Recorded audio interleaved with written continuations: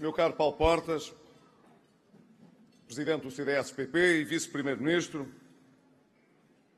um cumprimento também caloroso à doutora Teresa Moraes, que, na sua liberdade de candidata, nos dirigiu palavras ao mesmo tempo tão amigas e tão elogiosas, e a quem quero retribuir de uma forma muito rápida, dizendo que, se é verdade que não escolhemos o tempo difícil em que tivemos de governar, foi o tempo que nos escolheu a nós. Na verdade, cada um de nós, e eu, como Primeiro-Ministro, tive uma honra muito grande e, sobretudo, também uma sorte muito grande em ter tantas pessoas sábias, competentes e determinadas a trabalhar comigo entre os dois partidos desta coligação e até entre muitas outras pessoas que, do princípio ao fim deste governo, não tiveram partido que não fosse Portugal. A eles agradeço hoje também todo o trabalho que nos ajudaram a concretizar para que pudéssemos ter chegado onde chegámos hoje. E também à Assunção Cristas, que é o primeiro nome do CDS por esta lista da coligação aqui em Leiria e que, como Ministra da Agricultura e do Mar, desenvolveu realmente um papel impressionantemente importante para que Portugal, nestes últimos anos, tivesse oferecido aos agricultores portugueses, à economia portuguesa, a possibilidade de investir, inovar, reinventar-se e estar a dar cartas em toda a Europa, numa Europa que tem uma velha política agrícola comum, que nós conseguimos, em Portugal, reinventar e acrescentar futuro. Obrigado também, Assunção Cristas, por todo esse trabalho nesta nossa grande equipa. Cumprimento todos os outros candidatos e, na pessoa do nosso Presidente de Câmara em Pombal, o Diogo, cumprimento todos os outros Presidentes de Câmara do Distrito, autarcas que aqui estão, que deram também nestes anos um contributo muito relevante para que todo o país preservasse a coesão social e vencesse as dificuldades. Mas quero cumprimentar todos nesta sala, sem qualquer distinção, gente mais nova, gente mais velha, pessoas que estão seguramente a exercer um direito inalienável, que é o do maior dever cívico e de consciência cívica que se pode ter quando se aproxima um momento de escolha que tem consequências muito importantes para todo o país e por muitos anos. É realmente um tempo histórico aquele que vivemos nestes anos e é um tempo histórico aquele que temos à nossa frente. Ao longo desta campanha tenho recordado as circunstâncias extraordinárias com que iniciámos o nosso mandato. Já muito foi dito, não é preciso voltar a recordar aquilo que foi o choque tremendo com a realidade que sofremos em 2011, depois de tantas distrações, de tantas manobras de diversão, de tanto faz de conta que, como um biombo muito grande, ocultou as políticas erradas, as decisões incorretas que o país pagou em 2011, em parte pagou nestes anos, e se é verdade que já estamos a amortizar a dívida e que mais dívida iremos amortizar para o futuro, nunca nos esqueceremos da dívida que seremos obrigados a pagar no futuro e que apenas vamos pagar porque foi irresponsavelmente contraída numa altura em que devíamos ter tido comedimento, segurança e, portanto, pensado mais no futuro do que se fez no passado.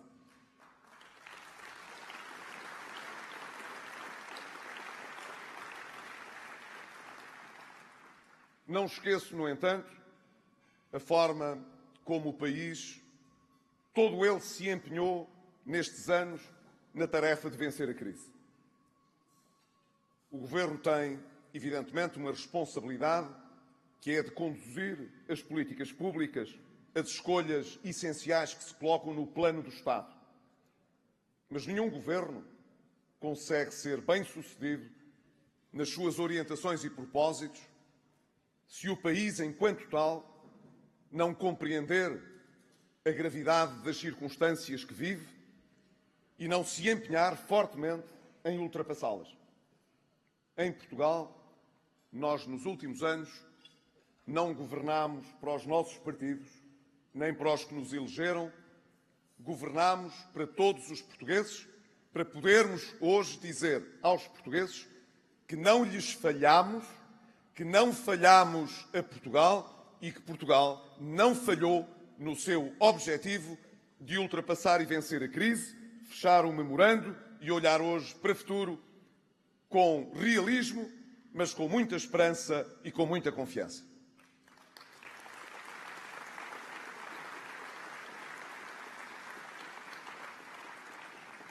Podemos, portanto, dizer aos portugueses que sabemos bem que não foi fácil, temos uma noção exata,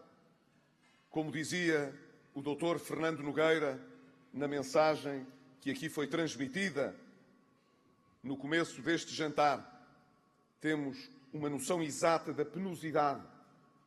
que para muitos portugueses representou o programa que tivemos de cumprir, mas sabemos hoje que os portugueses, quando olham para esta sua própria experiência, mas quando olham para outros países europeus que passaram por dificuldades parecidas ou próximas, hoje sabem que, independentemente das simpatias políticas, da cor partidária dos governos que enfrentaram situações desta natureza, na verdade, o realismo se sobrepôs à retórica e que os governos, em todo o lado, tiveram de fazer o que era preciso para vencer as dificuldades. E aqueles que hesitaram e que não conseguiram a estabilidade que nós conseguimos, pagaram um preço muito elevado por não terem preservado as condições que lhes permitiriam ultrapassar mais cedo as dificuldades. E por isso, os portugueses hoje sabem que aqueles que retoricamente se apresentam ao país explorando as dificuldades, a desgraça, que muitas vezes estiveram na origem das suas próprias decisões, têm do lado dos cidadãos em Portugal uma avaliação negativa. As pessoas sabem que quem tivesse estado na nossa posição, quem, como nós, se recusasse a desistir, quem, como nós, acreditasse que valia a pena enfrentar as dificuldades e vencê-las, quem estivesse nessa situação, se quisesse obter os mesmos resultados, teria de fazer o que nós fizemos. Os portugueses sabem, por isso, que não tem nada de mal preferirem hoje aquilo que deu certo. Estranho seria que preferissem hoje premiar aquilo que provou no passado estar errado e estar na origem de muitos dos problemas que temos, com sacrifício, vencido a cada ano. Agora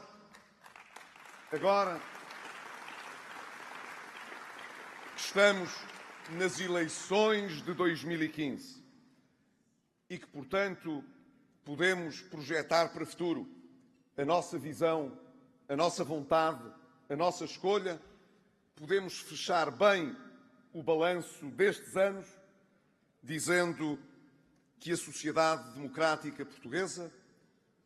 foi posta bem à prova,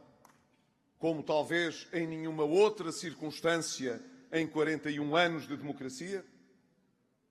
que mostrou que os seus alicerces democráticos eram realmente sólidos, nós conseguimos, no quadro do equilíbrio de poderes que a Constituição prevê, que todas as instituições respondessem às solicitações e aos pronunciamentos que foram chamadas a fazer,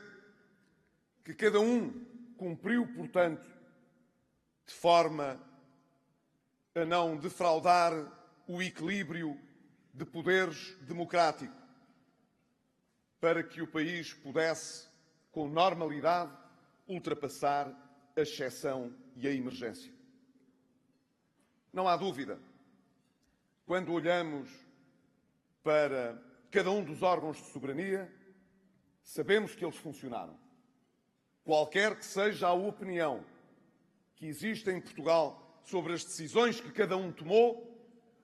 ninguém questiona a legitimidade das decisões que foram tomadas, ninguém veio evocar a falta de funcionamento normal das nossas instituições, ninguém veio dizer que o Parlamento não fiscalizou, como a Teresa Moraes aqui recordou e muito bem, ninguém veio dizer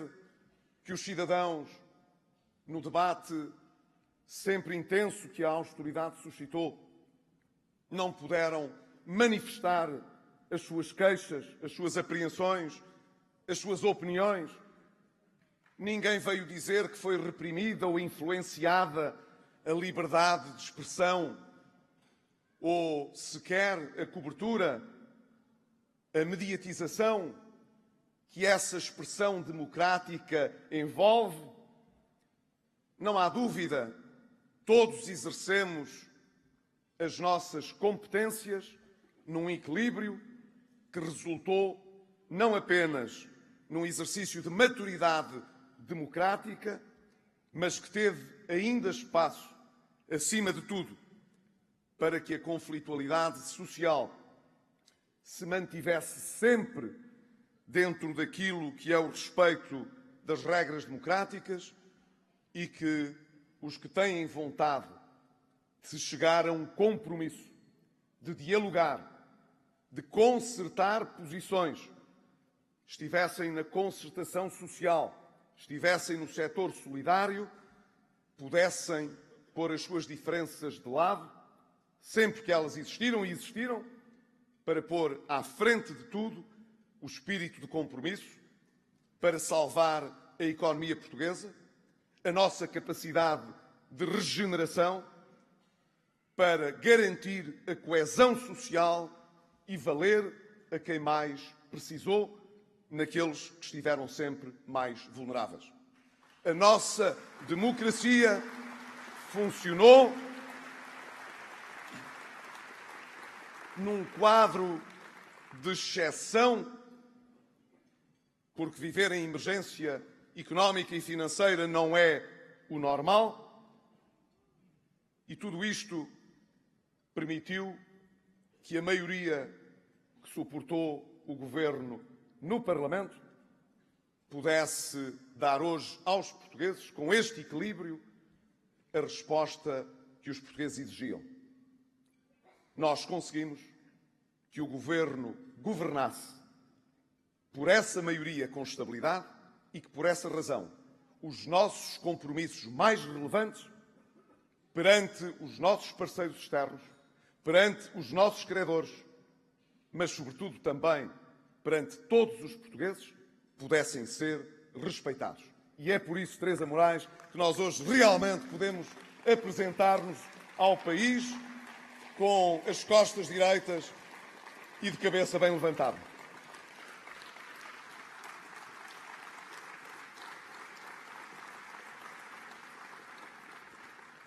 Como já tive a oportunidade de sublinhar noutras ocasiões, hoje eu não preciso de perder tempo a explicar porque é que falhamos. Não preciso de utilizar o tempo que o relógio me concede, e que também está a acabar, para explicações complicadas, desculpas atrás de desculpas, que preservassem a nossa possibilidade de ganhar as eleições, apesar de termos negociado outro resgate, de vivermos com crise económica e com a subida do desemprego. Como é exatamente ao contrário, como felizmente o desemprego cai e o emprego está a crescer. Como afinal a atividade económica, toda a nossa economia até cresce mais do que tinha sido inicialmente previsto. Na medida em que a nossa vitalidade apresenta hoje ainda um desempenho superior, quer nas exportações, quer no equilíbrio externo, quer na capacidade que vamos mostrando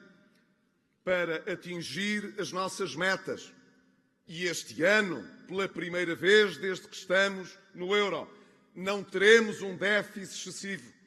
Iremos conseguir, como dizia e muito bem há pouco a Assunção, mostrar a Portugal que é possível pagar a dívida e, com o resultado do orçamento, lançar o caminho que já foi desenhado no Programa de Estabilidade para, gradualmente, progressivamente, com segurança, desonerar fiscalmente as famílias, as empresas e os portugueses.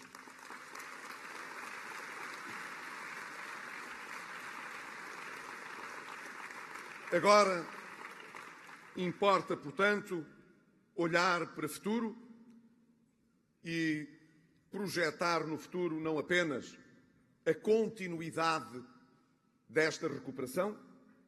não apenas o crescimento e o emprego,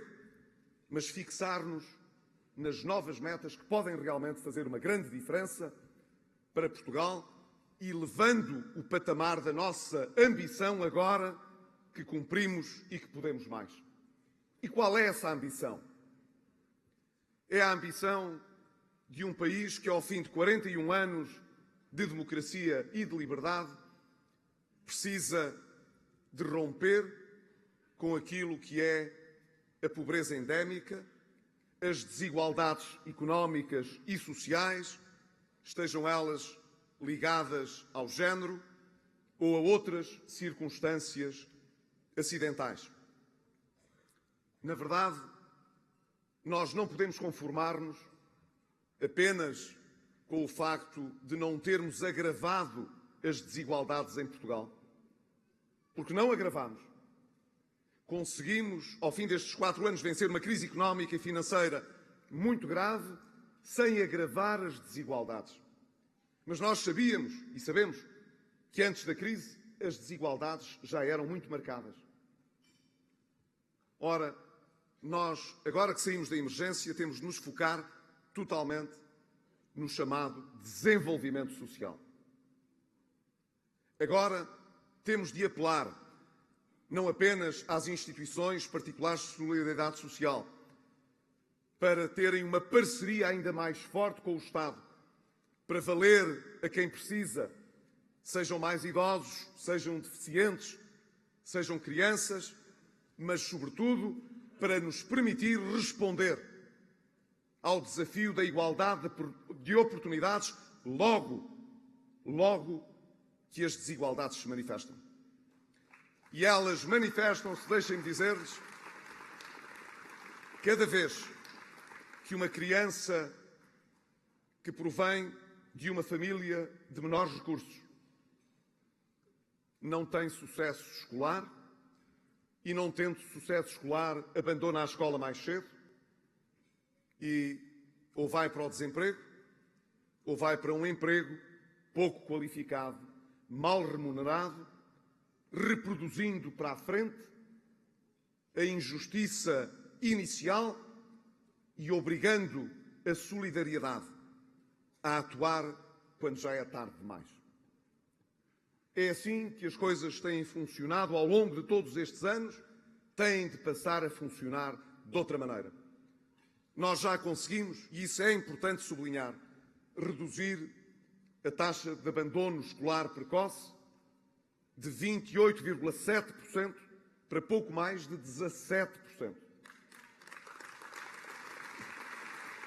Mas, deixem-me dizer,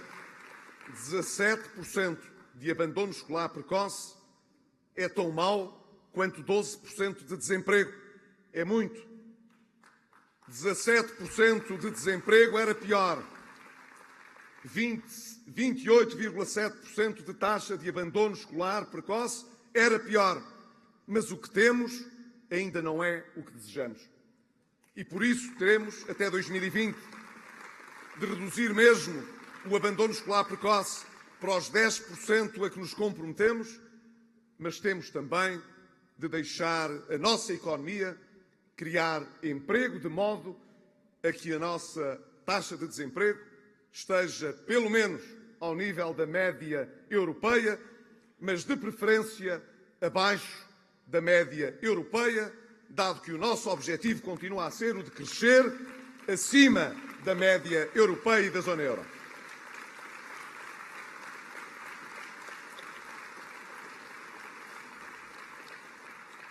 Queremos fazer este caminho de reforço, portanto, da nossa resposta social, do combate às desigualdades, em simultâneo com outro desígnio nacional, porque é um desígnio nacional, não é partidário, não deve sequer ser desta coligação. É o desafio da natalidade. Nós precisamos de ter uma sociedade mais dinâmica, que projete um futuro com mais abertura à globalização, ao mundo, mas também uma sociedade que possa projetar os seus valores no futuro através dos seus jovens. Hoje fazem-nos falta mais crianças em Portugal, fazem-nos falta mais jovens em Portugal, e isto, sendo um problema que não é só de Portugal, é um problema que nós também temos de começar a resolver nós próprios. Por isso precisamos de continuar aquilo que já iniciamos. Políticas fiscais amigas das famílias mais numerosas. As famílias mais numerosas são aquelas que protegem o envelhecimento ativo, mas também que acrescentam cada vez mais jovens e crianças ao nosso país. Por isso levaremos mais longe o quociente familiar, dando um IRS mais baixo para as famílias que têm mais jovens e que têm mais idosos a seu cargo. Por isso, queremos também, isto está no nosso programa, eu não estou a inventar à última da hora. Espero bem que todos tenham noção de que não estamos agora a revelar uns objetivos que não tenham estado na primeira linha da nossa comunicação e da nossa decisão. Nós queremos alargar ao quarto e quinto escalão de rendimentos o abono de família que foi tirado antes ainda de termos chegado ao governo, porque uma política amiga das famílias e, em particular, das famílias com mais dificuldades, precisa de uma resposta social mais forte também. Queremos continuar a apostar em políticas que ajudem a acelerar a oferta de emprego e, portanto, apostando no ensino vocacional, cuja origem durante este governo mostrou a importância de aliar à escola as empresas. Não vale a pena estar a traçar perfis ideais do que serão as necessidades do mundo laboral daqui a 10 anos, ou a 15 ou a 20. Ninguém sabe o que é que vai acontecer daqui a 10, a 15 ou a 20 anos. Mas sabemos hoje quais são as necessidades que as empresas têm para os próximos 3 a 5 anos. Nós sabemos que aqueles que são formados dentro das empresas têm hoje uma maior possibilidade de ter um emprego nessas empresas e que elas podem, portanto, expandir a sua atividade, exportar mais, se tiverem mais capacidade humana, gente que possa estar formada de acordo com as necessidades das empresas. Quem melhor do que as empresas para saber aquilo de que precisam? Já são mais de 10.000 as empresas que estão a dar formação a jovens portugueses que estão no ensino oficial português ao nível do ensino secundário. E são empresas a quem o Estado não paga para dar informação. São empresas que percebem a importância de poderem contribuir para a formação dos seus futuros trabalhadores e, portanto, de poderem investir elas próprias também naquilo que é o seu crescimento e a sua qualidade. Quero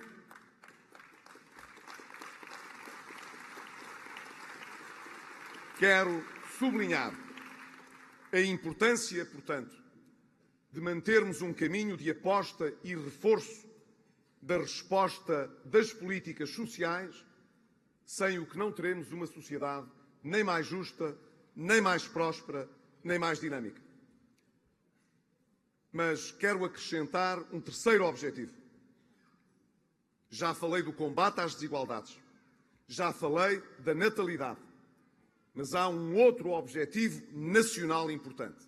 levar mais longe a reforma do Estado centrada no combate à burocracia.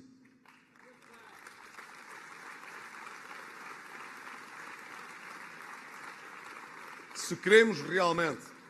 ter uma sociedade com maior dinamismo, e nós acreditamos no dinamismo dos portugueses, se queremos ter empresas mais competitivas, e nós já provamos que podemos ter das melhores empresas do mundo, que competem com as melhores empresas do mundo em qualquer parte do mundo, então não se justifica que nós não façamos tudo o que está ao nosso alcance para facilitar a vida às empresas, para facilitar a vida aos cidadãos, para projetar ainda mais fortemente a nossa capacidade de vencer no futuro. Creio que a nossa ambição, que o nosso objetivo, a nossa visão para Portugal, poderia ser partilhada por outros partidos. Porque estes objetivos não são objetivos de natureza partidária. Creio, representam objetivos transversais à sociedade portuguesa. Por essa razão, não quero deixar de realçar a importância de mantermos para o futuro, com os parceiros sociais, com o setor solidário, com os outros partidos políticos, toda a disponibilidade para construir, para dialogar, para alcançar compromissos que ponham Portugal à frente daquilo que são objetivos de natureza partidária. Mas não tenhamos ilusões. Se, como há pouco recordei, conseguimos vencer o tempo de exceção, porque soubemos também exercer com responsabilidade aquilo que foi o mandato estável que nos foi conferido, sem estabilidade para o futuro, nós podemos fazer muitas coisas, mas atingir estes objetivos, alcançar estas metas de um Portugal que se possa elevar num outro patamar de ambição, isso não será possível fazer. Se nós queremos realmente mostrar que não vencemos a crise por acaso e que sabemos o que queremos para o futuro e saberemos lá chegar, então nós temos de ter estabilidade para governar.